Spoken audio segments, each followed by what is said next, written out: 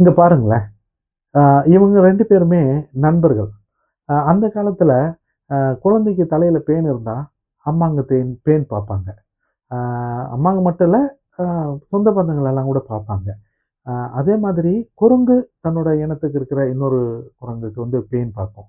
ஆனா, நாயோட உடம்புல உண்ணி இருந்தா, அந்த உண்ணிய அவனோட நண்பன் பாருங்க, எவ்வளோ தொலைவுக்கு அழகா உடம்பு முழுக்க தேடி, தேடி, தேடி, தேடி எடுக்குறான்.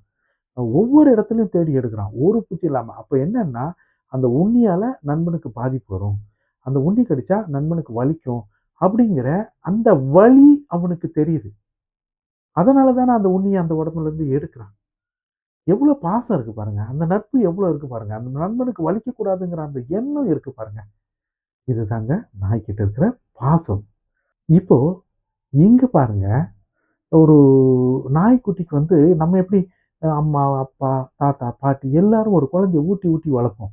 அந்த மாதிரி ஒரு குட்டிக்கு, சின்ன குட்டிக்கு இடம் தேடி சாப்பாடு தேட முடியாத ஒரு குட்டிக்கு, அக்கா தன் தொண்டைக்குழியில எடுத்துட்டு சாப்பாடு குடுக்குது. அதுக்கப்புறம் அம்மா அதே குழந்தைக்கு தன் தொண்டைக்குழியில எடுத்துட்டு சாப்பாடு குடுக்குது. இதுக்கு மேல அதோட பாட்டி அதுவும் சாப்பாடு எடுத்துட்டு தொண்டைக்குழியில வச்சு குடுக்குது. நான் சாப்பாடு போடும்போது இவங்க எல்லாம் வரிசையா போறாங்க. இவங்கலாம் எங்க போய் போறாங்கன்னு பார்க்கும்போது, குழந்தைக்கு குடுக்குறாங்க. அப்போ எவ்வளோ ஒரு குடும்ப பாசம் இருக்கு பாருங்களேன். இப்போ இது மட்டும் கிடையாது. அவங்களுக்கு அவங்க நம்மளை சார்ந்து இருக்கிறாங்க. அவங்கள நம்மள சார்ந்து தான் வாழ்றாங்க. நம்மள உறவா நினைக்கிறாங்க. அப்படிங்கிறதுக்கு மிகப்பெரிய உதாரணம் என் தங்கம்மா. அவ குட்டி போட்டு 15 நாள் ஆகி நான் போய் பார்க்கலங்கிறதுக்காக, அவ சாப்பிட்டு போய் அவ குட்டிய தூக்கிட்டு என் முன்னாடி நின்னா.